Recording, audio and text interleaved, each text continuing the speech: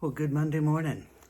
This is a special edition because we're breaking up from last week. Last week we talked about cargo cults and how they may have more to do with religion, the way we practice it, than we are comfortable even talking about. Part 2 of that is planned for next week. This is Easter week or Holy Week. In fact, I'm recording this on Palm Sunday since I have to be out early in the morning to get some work done. That said, we wanted to do a little special different thing here. A Who Told You About Easter? And if you'll notice in the title, there are quotation marks around Easter. I grew up in a religious tribe that did not do anything special on Easter. And people didn't wear new dresses or new shirts and ties or any of that. And there weren't any special flowers in there and the like. And the reason was that these very good people, they felt that this was a pagan holiday that had been co-opted by the Catholic Church, and therefore to engage in it would be to engage in something sinful. The handing to God something which was pagan, rather like in the New Testament there were struggles about eating things that had been dedicated to idols, eating meat that had been dedicated to idols. They were very, very sincere about this. And I can remember the sermons on why we don't celebrate Easter and why we don't do Lent and the like. Now, some of you, your jaws are hitting the floor right now because you're thinking, what more holy thing could there be? But give a little room here. It all comes from the same source, and that is not wanting to engage in anything pagan. So, the same tribe did not celebrate Christmas, and most of them do, by the way, now, and most of them do celebrate something to do with Easter. Many of them actually even observe Lent, where they did not before. So be aware that when we talk about what things were in the past, that's exactly where they are. They're in the past, and therefore things do move forward and people do change. Whether that's for the better or worse, people can sit around and argue, but we're not going to argue. The basic thing comes down to this. They will say Easter means star, and it was a pagan worship time that was then co-opted by the Roman Catholic Church. They always bring up, they always forget about the Orthodox Church and the rest of the world. And they say, and we just can't do that. And it's wrong. It's wrong. Now, the word Easter, does it mean star? Generally speaking, yes, it does. In the Bible, Esther has that same name. She was named Star, which I find a really cool name. There were other things referred to, other people or beings referred to as star. For example, Jesus is referred to as a star, but the word Lucifer actually means a burning star. There were different ways of using the word, and that's very important that we get this. History moves, things change, and words are malleable.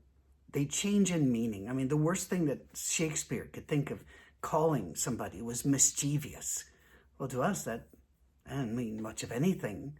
But to him, it was as bad as saying demon-possessed and evil and from head to toe. Words change. So, knowing that, let's talk about this. If we say we cannot say the word Easter because it is pagan, and we can't celebrate it because it is pagan, we have two really big problems. First of all, the date. The date is actually pretty close to the anniversary. It might even be spot on. The anniversary of when Jesus rose from the dead, Easter, and then rode in Jerusalem. Most likely on that Sunday. Some scholars fuss and fight about exactly whether that was Sunday or not. We don't fuss and fight here. So let's just say Sunday. It's pretty close to the exact date, if not the exact date. The reason that there are issues here is because the Jews use a different calendar. They, not for modern business, but in the Old Testament, in the early days, they absolutely used a moon-based calendar, as did most peoples of the time, as far as I can tell. And it's not always easy to line up a moon-based calendar with a sun-based calendar like we do. And even our sun-based calendar had to have more than one major correction, but one super major correction. And therefore, if you go back, whenever you say, well, what day was George Washington born? Well, we all have an agreement now, but if you go back and look at when he said he was born, it was on a different day. Why? Because they used a different calendar then, and they had to adjust because they didn't have leap years, and therefore they were getting behind.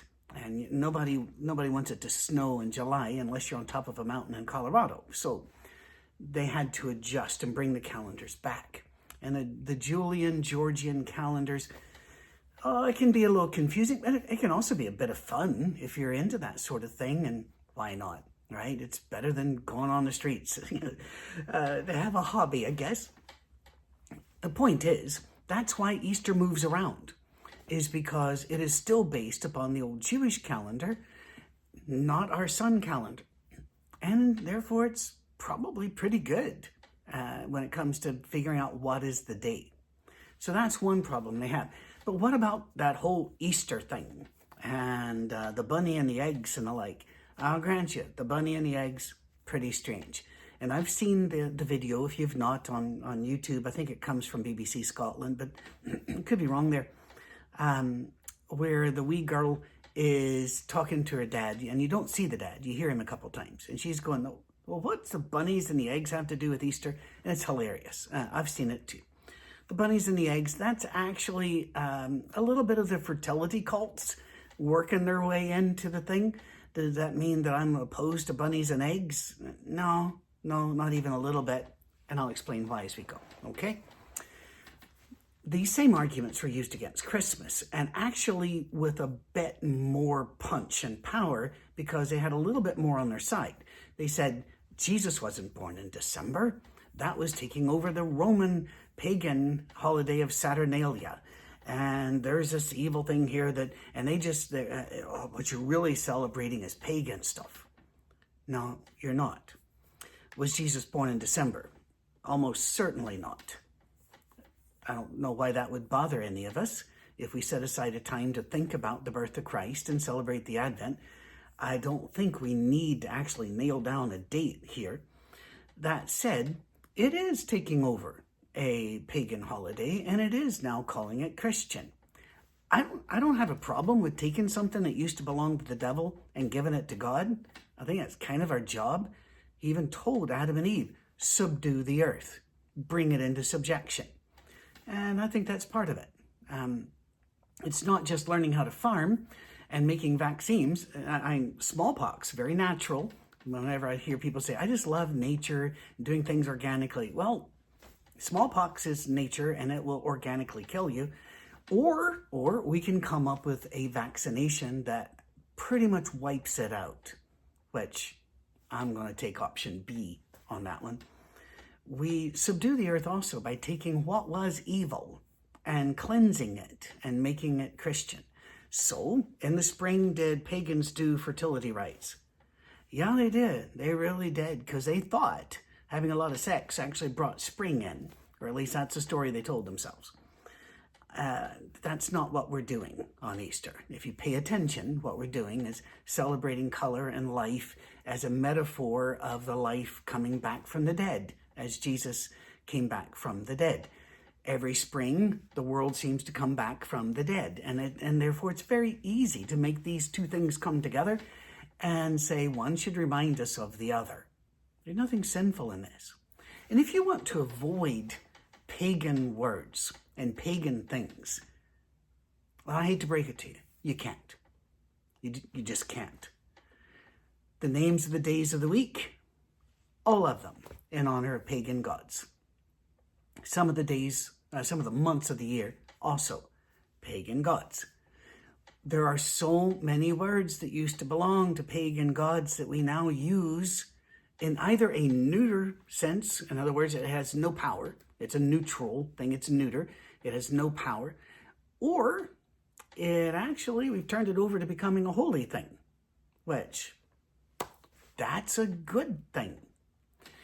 I wear a wedding ring. I've been married to the beautiful Miss Cammie for 41 plus years. This started with pagans. To wrap this around this particular finger was to trap your soul and heart to belong to the person that put the ring on. That's actually not how she trapped my heart, But do I then say, this is pagan and I will throw it away? No. I'm very happy to be married to Miss Cammy, and I would like for the whole world to know. It's not like I'm letting people know I'm off the market, because there is no market for this. But Miss Cammy loves me, and so I wear a wedding ring. What about wearing white at weddings or wearing black at funerals? Pagan origins. What about throwing rice at a wedding? Or now they don't like to do that. They'll say, no, the birds eat it, then they drink water, and then they blow up. No, they don't. Complete myth. The reason we throw bird seed now, some people throw bird seed, is because birds will eat it and then we don't have to sweep it up. That's the only thing, right? But again, it is a fertility rite that we don't know. That's not what we're saying. We're saying they're married, and so we're throwing things around, all right? It doesn't mean what it used to mean, because we have moved on and our language has moved on, and the dark corners that Satan used to own, he doesn't own anymore. Now, he owns a lot of other corners, but we're heading for those. We want those too. How about steeples on church buildings? Pagan origins. They actually taught at one time that demons couldn't get in the building because they'd poke themselves on the steeple. And the bells would scare them away too, and that's why they'd play the bells. Very quickly, that idea went out the window, because people kind of went, nah. And so the bells then began to be a way of calling people to worship, and then also sounding the time through the day for the times of prayer. And that was a very beneficial thing. We didn't throw away the bells just because they had a bad start. Now, it's true that when a Catholic priest, a Roman or an Orthodox Catholic priest, comes through with bells and incense, that has also had pagan origins. Does that bother me? No, it just doesn't, because it's not being given to the devil. It's being given to God. Now, the church that I lead, we don't do bells. We don't do incense. Why? It's just not a part of who we are. Does that mean that we oppose those? No, please. I don't have time to oppose people who believe in God. My job is to drive back evil. And I'm not going to fight people who believe in God. I need to fight ignorance. I need to fight disinformation. I need to bring light. And by the way, we fight by bringing light, not by being mean to people, sarcastic to people, or hurtful to people. We do it by bringing light, loving people till they ask us why. How about, so many things. I could go. We've gone long enough. It's 12 minutes plus, and it's a Monday morning message. It's not supposed to drag out. We are not afraid to answer the question, why do we celebrate Easter? Well, because two things. One, it's probably the anniversary. If it isn't, it's super close. There were competing ways of computing that with us in a solar calendar. The Celts had one way and Rome had another, and there was a big to-do on Whitby Island off the coast of England, and the Roman side won that battle. But regardless, we're not off much if we're off at all. So why not celebrate it? I celebrate, and people say, well, you celebrate the risen Lord every Sunday when we take communion. Yeah, guess what? I do too. And I don't just take communion on Sunday either. Go back a few weeks and see those Lord's Supper Part 1s and 2s in the Who Told You series. By the way, we're not afraid to expand this. I'm going to move on. But number one, it's because it's near the anniversary. Number two, because I'll celebrate the risen Lord with ceremony and color and joy any chance I get. And if there's a special occasion when we can all get together and get really excited and happy about it, yay, I'm for that. Whether that's on Easter, whether it's on Christmas, or whenever it is, I'm for that. And yeah, whenever I'd walk through Ireland or Scotland and they'd say, this is St. Bridget's well, this is St. Cuthbert's well, this is St. Ninian's well. I know that all those wells used to be attached to pagan gods.